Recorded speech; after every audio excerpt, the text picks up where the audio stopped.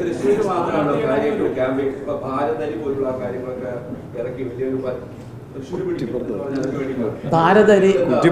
ഭാരതരി മലപ്പുറത്ത് പല സ്ഥലത്തും കൊടുത്തിട്ടുണ്ട്. അതുപോലെ തന്നെ ഇന്നലെ എൻ്റെ വീട്ടിനടുത്ത് പള്ളിക്കുന്ന് ഭാരതരി 10,000 കിലോ ആയിട്ട് ഒരു ലോഡ് വന്നു. 2 മണിക്കൂർ കൊണ്ട് വിറ്റ് കഴിഞ്ഞു. ഭാരതരി ഇന്ത്യയിലാകെ ഇതൊരു സാമ്പിൾ പ്രൊജക്റ്റാണ്. അതായത് ഭാരതരിയുടെ പിന്നിൽ ഒരു വലിയ രാഷ്ട്രീയ നയമുണ്ട്. ഒരുപക്ഷെ നരേന്ദ്രമോദി മുന്നോട്ട് വെച്ച കാർഷിക നയം ചില അനാവശ്യ സമരത്തിൻ്റെ ഫലമായി തൽക്കാലത്തേക്ക് മാറ്റിവെക്കേണ്ടി വന്നു. എന്താണ് ഭാരതരി കൊണ്ട് ഉദ്ദേശിക്കുന്നത്? കൃഷിക്കാരിൽ നിന്ന് നല്ല വില കൊടുത്ത് വാങ്ങിക്കുക, എന്നിട്ട് ഉപഭോക്താവിന് എത്തിക്കുക നല്ല വിലക്ക്, കുറഞ്ഞ വിലക്ക്. അപ്പം ഇടത്തട്ടുകാരില്ലാത്ത ഒരു കാർഷിക മേഖല സൃഷ്ടിക്കണമെന്നാണ് നരേന്ദ്രമോദി കൊണ്ടുവന്നിട്ടുള്ള കാർഷിക നയത്തിൻ്റെ രത്നച്ചുരുക്കം. അതിൻ്റെ ഒരു ചെറിയ സാമ്പിൾ ആണ് ഈ ഭാരതരി. ഒരുപക്ഷെ 2024 ഒരു 400 സീറ്റുമായിട്ട് അധികാരത്തിൽ വന്നാൽ നരേന്ദ്രമോദി ആഗ്രഹിക്കുന്ന കാർഷിക രംഗത്തെ വിപ്ലവ നയം നടപ്പിലാക്കാൻ സാധിക്കുമെന്നാണ് ഞങ്ങളുടെ പ്രതീക്ഷ. ഇത് തൃശ്ശൂർ മാത്രമല്ല, എല്ലായിടക്കും കൊടുക്കുന്നത്. നിങ്ങളെ ഗ്രാമത്തിൽ വേണമെങ്കിൽ ഒന്ന് പറഞ്ഞോളൂ, ഞാൻ ഇപ്പം വിളിച്ചു പറയാം. ഭാരതരി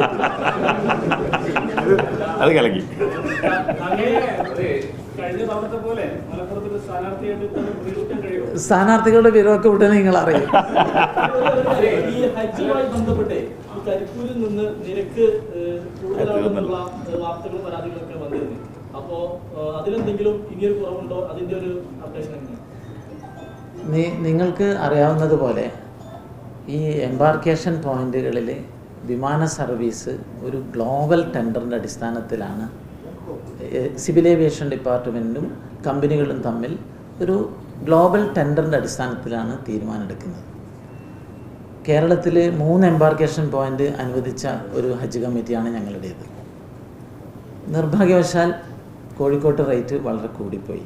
ഇപ്പോൾ കൊച്ചിയിൽ വളരെ 82,000 വാങ്ങുന്നത്, കണ്ണൂർ 89,000 വാങ്ങും. ഇവിടെ വളരെ കൂടുതലായി.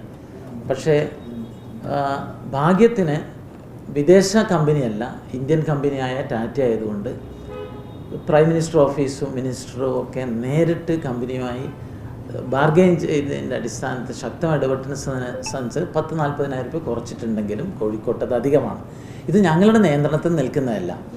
കോഴിക്കോട്ടെ ഒരു സങ്കടം എന്ന് പറയുന്നത് ആക്സിഡൻറ്റിന് ശേഷം വൈഡ് ബോഡി വിമാനങ്ങൾ വരുന്നില്ല.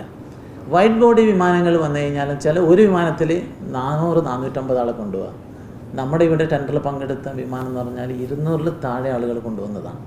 അപ്പം ഇപ്പോൾ സൗദി കമ്പനിക്ക് 400 ആളെ കൊണ്ടുവന്ന് വൈഡ് വിമാനമായി വന്ന് പങ്കെടുക്കുമ്പോൾ സ്വാഭാവികമായിരിക്കും അവർക്ക് ചീപ്പായിട്ട് കോട്ട് ചെയ്യാൻ സാധിക്കും. പക്ഷേ ഇന്ത്യ കമ്പനികൾ അങ്ങനെയല്ല.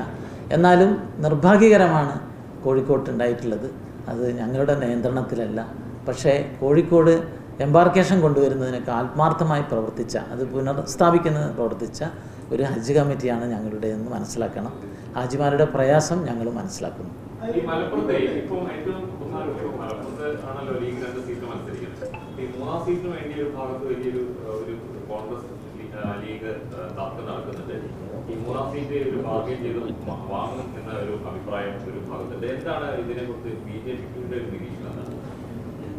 ഈ കോൺഗ്രസ് ഇന്ത്യയിലാകെ പ്രീണന രാഷ്ട്രീയത്തിൻ്റെ ആളാണ്.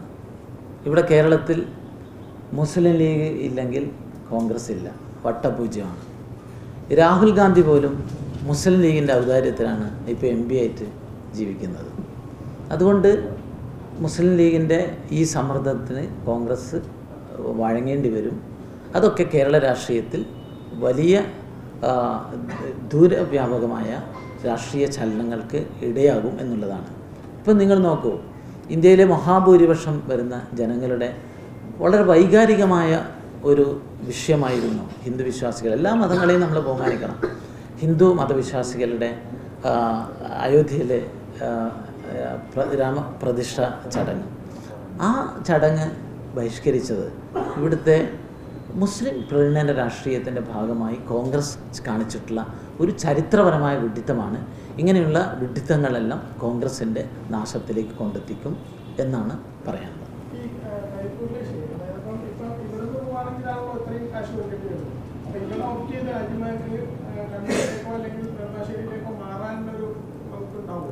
അതിനുവേണ്ടി ഞങ്ങൾ കാര്യമായി ശ്രമിക്കുന്നുണ്ട്. മാർച്ച് ഫസ്റ്റ് വീക്കിൽ ഹജ്ജ് കമ്മിറ്റി യോഗം ചേരുന്നുണ്ട്.